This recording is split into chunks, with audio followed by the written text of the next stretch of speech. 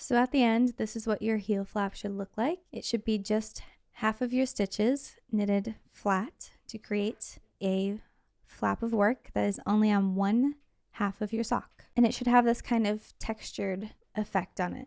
So this is a slip stitch heel. So now we need to do the heel turn. So on this little example, the heel's here, and then we have the heel turn.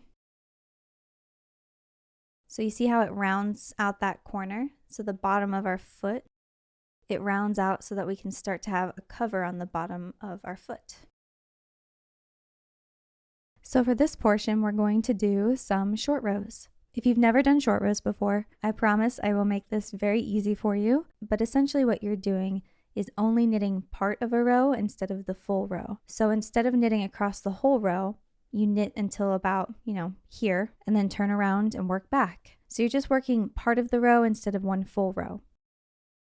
We're going to work 4 setup rows, and then you repeat rows 3 and 4 until all of our stitches have been worked, and I'll explain that in a minute. So again, we're only working on these stitches on your first needle here. We're not working on any of these stitches just yet. So for row 1, which is a right side row, we're going to slip 1 knitwise with the yarn in back, and then knit either 8, 9, or 10 stitches, depending on your size, and then an SSK, knit 1, and turn. I'm size 2, so I'm going to knit 8 after my slip 1. With the yarn held in the back of our work, we're going to slip 1 knitwise. So this time, we're going to slip it as if to knit. So go into the front loop of the first stitch as if you were going to knit it, but just slip it to your right hand needle.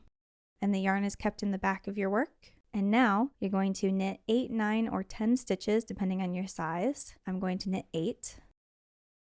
So I can double check. I slipped 1 and then 2, 4, 6, 8.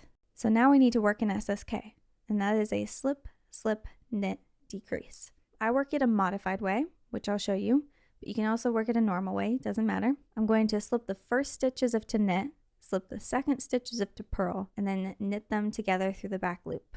With your yarn held in the back of your work, go into the next stitch as if to knit, so into the front loop from front to back, but just slip it to your right hand needle. And now go into the next stitch as if to purl, so into the front loop from right to left, and just slip it to your right hand needle. And now we need to bring our left hand needle into the front loops of those 2 stitches at the same time. So from left to right into just the front loops like this, and then we're going to yarn over and pull that yarn over through both those stitches. And then you can slide them off your left hand needle. It should look something like this. And now we need to knit 1 stitch. So knit 1 normally, and that was row 1. You should have a few stitches on your left hand needle and the rest on your right. We're going to go ahead and turn our work so you can let go of them and just flip it. Our yarn should be in the front of our work here.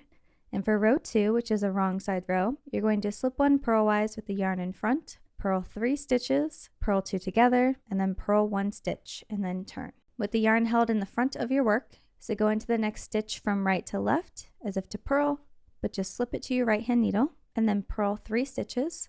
So into the next stitch from right to left, yarn over, pull through, slide off, and purl 2 more for a total of 3. And now you're going to purl 2 together. Essentially, you're going to go into the next 2 stitches as if you were going to purl them individually, but purl them together. So go into the front loop of the first stitch from right to left, and then also into the next stitch into the front loop of it from right to left. Okay, so we have gone into the front loops of 2 stitches at the same time, and then you yarn over from front to back, pull a loop through, and then you can slide those 2 stitches off your needle. So pull on the working yarn to kind of even out that stitch if you need to, and then purl the last stitch. And that is row 2. So we're going to turn our work. So just kind of let it rest, flip it. I'm going to bring my yarn around to the back so it's not over my needle or anything.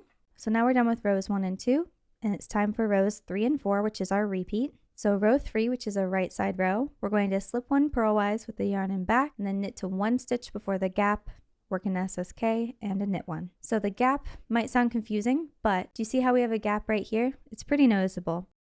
We worked an SSK, and then we knit 1, and then we turned, so there should be a gap.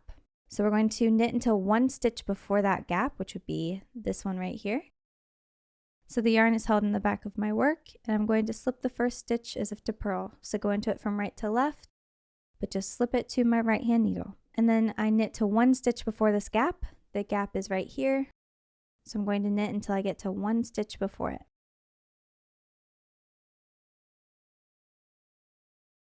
So here's my gap. I stopped one stitch short. So now we need to work an SSK again. So remember, you slip the first stitch as if to knit, slip the second stitch as if to purl, and then knit them together through the back loop. Into the next stitch as if to knit it, but just slip it to your right hand needle. Into the next stitch as if to purl, but just slip it to your right hand needle. And then bring your left hand needle into the front loops of both of those stitches at the same time. Yarn over, pull that loop through those two stitches, and then slide those two off your left hand needle. And now we need to knit one stitch, and that is row 3, so you can go ahead and turn your work. So careful that those stitches don't slide off, and turn your work. Now for row 4, which is a wrong side row, we're going to do virtually what we just did on row 3, but the purl version. So slip one purlwise with the yarn in front, and then purl to one stitch before the gap, purl two together, purl one. So the gap should also be noticeable here. Right in between these stitches, there's a pretty sizable gap. So I'm going to slip one purlwise with the yarn in front. The yarn is in the front of my work now, so I'm going to go into the next stitch as if to purl, but just slip it to my right hand needle, and then purl until I have one stitch before that gap.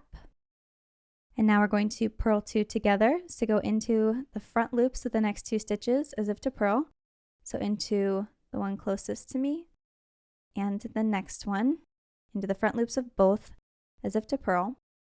Yarn over from front to back, pull a loop through both, slide those two off, and then we're going to purl one. And that is row 4. Go ahead and turn your work, being careful that these stitches don't slide off in the process. And now there should be a gap here again. And you should have the same number of stitches after a full repeat of row 3 and 4 on each end. There's a gap here, 2 on the right for me, gap here, 2 on the left. The amount of stitches here will vary depending on your size, but you should have the same on each half. Okay, if you don't, then you probably did row 1 wrong. So you're going to repeat rows 3 and 4 until all the stitches have been worked. And on your last 2 repeats, the last 2 rows, you won't have room to work the knit one and the purl one after the decrease. That's okay, that's the way it's supposed to be. Your decrease will be at the edge. So at the end, you should be ready to start a right side row for the next section, and you should have this many stitches at the end of all the repeats. So with our yarn held in the back, we're going to slip one purlwise with the yarn in back. So into the first stitch from right to left, slip it to our right hand needle, knit until you have one stitch before the gap again, and then we'll work an SSK. And I've stopped one stitch short. So we're going to work an SSK. So slip as if to knit, slip as if to purl, into the front loops of both of those stitches, yarn over, pull through, slide off, and then knit one, and turn my work. And then we repeat row 4 again, so slip one purlwise with the yarn in front, purl to one stitch before the gap, purl two together, and purl one. So with our yarn held in the front like it is, slip the first stitch as if to purl, and purl to one stitch before the gap. All right, here I've stopped one stitch before the gap, and I'm going to purl two together. So go into the front loops of the next 2 stitches at the same time. Yarn over, pull a loop through, and slide those 2 off your needle, and then purl the next stitch. Go ahead and turn your work, and you can see it start to take shape. It's kind of bending over a little bit. I'm supposed to have a decrease at the end of each half of my row. I had room for one more knit one and one more purl one on each end, so I'm not done yet. And I also don't have 8 stitches, so I'm supposed to have 8, I have 10. So I need to do one more repeat of rows 3 and 4. If you're unsure, look at the stitch count. If you have 2 more stitches than you're supposed to have, then you need to do one more repeat. Slip one purlwise with the yarn in back, knit, and we're going to knit instead of knitting to the gap, because I don't really have a gap anymore, right? So I'm going to work until I have 2 stitches left because I need to have a decrease at the end. Work in SSK, so slip one as if to knit, slip one as if to purl into the front loops of both. Yarn over, pull through, slide off. Turn our work. And then we need to slip one purlwise with the yarn in front, purl one stitch before the gap, purl two together. So since we don't have room for our last purl one, we're just going to slip one as if to purl with the yarn in front, purl until we have 2 stitches left, and then work a purl two together. So go into the next 2 stitches as if to purl, yarn over, pull through, slide off, turn your work.